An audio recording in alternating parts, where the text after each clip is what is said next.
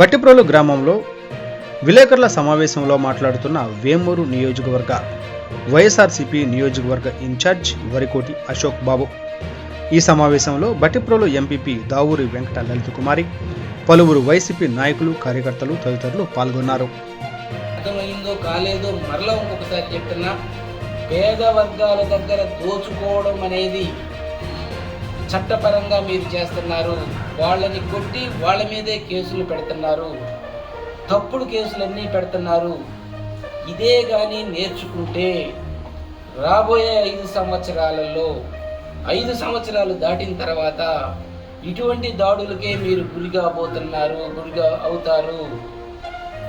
మరి ఆ రోజున ఆస్తిపరులైనటువంటి మిమ్మల్ని దోచుకోవడం పేద వర్గాలు మొదలు పెడితే ఖచ్చితంగా మీరు గ్రామాలు ఖాళీ చేసుకోవాల్సి వస్తుంది. ఎన్ఆర్ఐకి అందరికీ కూడా చెప్తున్నా, ఐటీ మిత్రులందరికీ కూడా చెప్తున్నా, తెలుగుదేశానికి సంబంధించినటువంటి వాళ్ళు మీ తల్లిదండ్రులు గ్రామాలలో ఉంటున్నారు, మీ బంధువులు గ్రామాల్లో ఉంటున్నారు.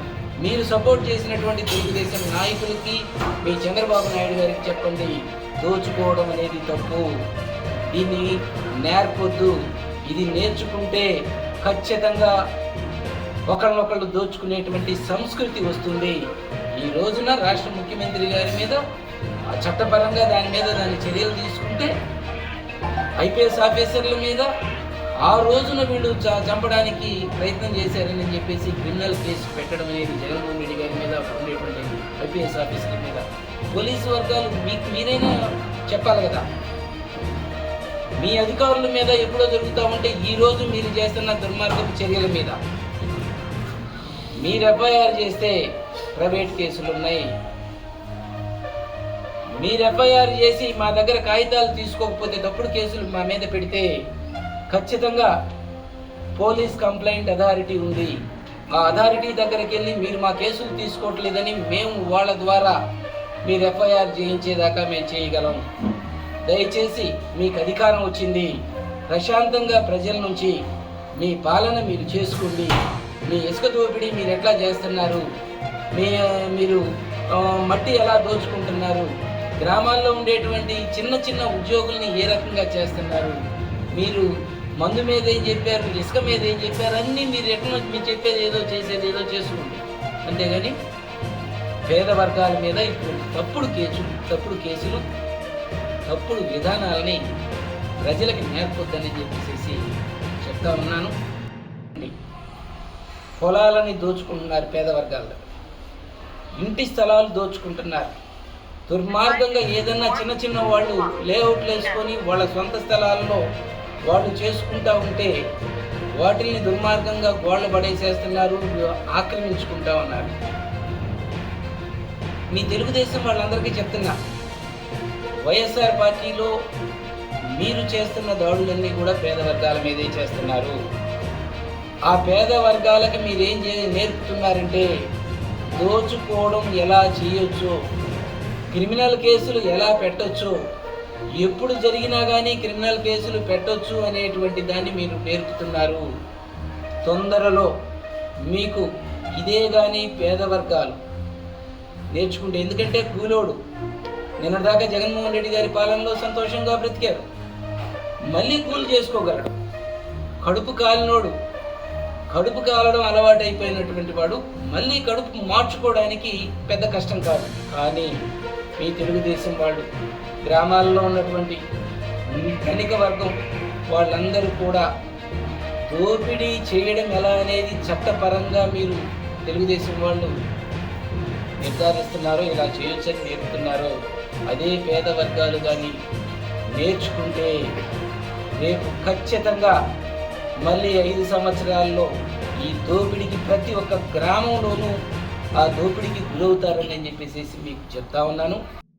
జగన్మోహన్ రెడ్డి గారి మీద ఆ రోజున రఘురామకృష్ణ గారి మీద హత్యాయత్నం చేశారని, ఇప్పుడు 3 సంవత్సరాల క్రితం జరిగిన దాన్ని ఇప్పుడు 307 అనేటువంటిది కేసు పెట్టి అందులో జగన్మోహన్ రెడ్డి గారిని ముద్దాయిగా చేసి ఆ రోజు పనిచేస్తున్నటువంటి పోలీస్ అధికారుల మీద కేసులు పెట్టి 307 కేసులు పెట్టి అరెస్ట్ చేయాలనేటువంటి దుర్మార్గపు ఆలోచనలోకి వచ్చినటువంటి తెలుగుదేశం ప్రభుత్వం చంద్రబాబు నాయుడు గారి విధానాలు ప్రజలకు తెలియపరిచే విధంగా చూస్తూ ఉన్నాం. సీఎంగా ఉంటే చట్టం దాని పని దాన్ని చేసుకొని పోతూ ఉంటే వాళ్ళ మీద అటెంప్ట్ మర్డర్ కేసులు ఈ రకంగా పెట్టి కక్ష సాధించుకునేటువంటి ప్రక్రియ తెలుగుదేశం వాళ్ళతో క్లియర్గా కనిపిస్తుంది. ఈ ప్రభుత్వ విధానం వల్ల పేద వర్గాలు ప్రజలందరూ కూడా భయభ్రాంతులకు గురవుతున్నారు.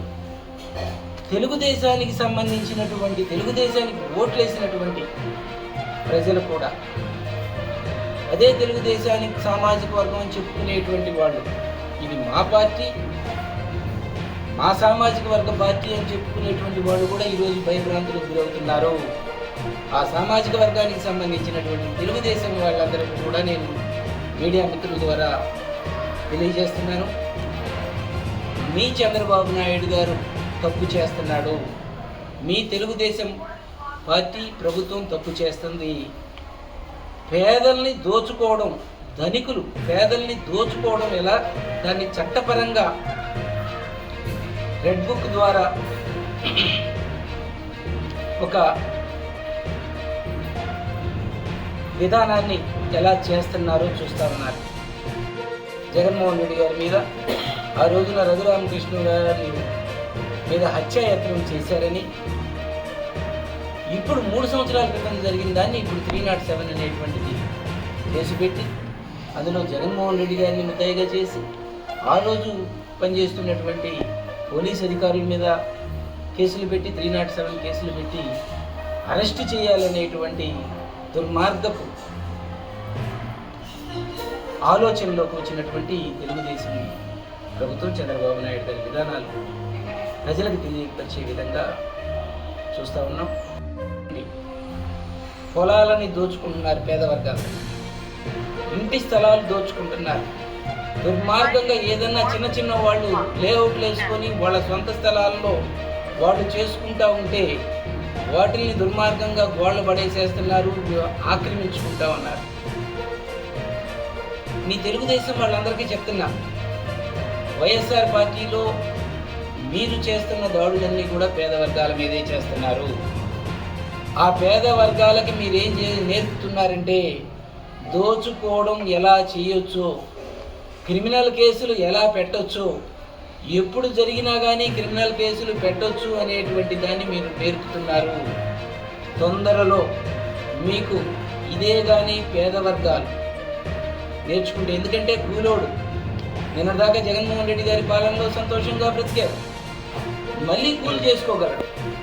కడుపు కాలినోడు, కడుపు కాలడం అలవాటు అయిపోయినటువంటి వాడు మళ్ళీ కడుపు మార్చుకోవడానికి పెద్ద కష్టం కాదు. కానీ మీ తెలుగుదేశం వాళ్ళు గ్రామాల్లో ఉన్నటువంటి ధనిక వర్గం వాళ్ళందరూ కూడా దోపిడీ చేయడం ఎలా అనేది చట్టపరంగా మీరు తెలుగుదేశం వాళ్ళు నిర్ధారిస్తున్నారో, ఇలా చేయొచ్చని నేర్పుతున్నారో, అదే పేద వర్గాలు కానీ నేర్చుకుంటే రేపు ఖచ్చితంగా మళ్ళీ 5 సంవత్సరాల్లో ఈ దోపిడీకి ప్రతి ఒక్క గ్రామంలోనూ ఆ దోపిడీ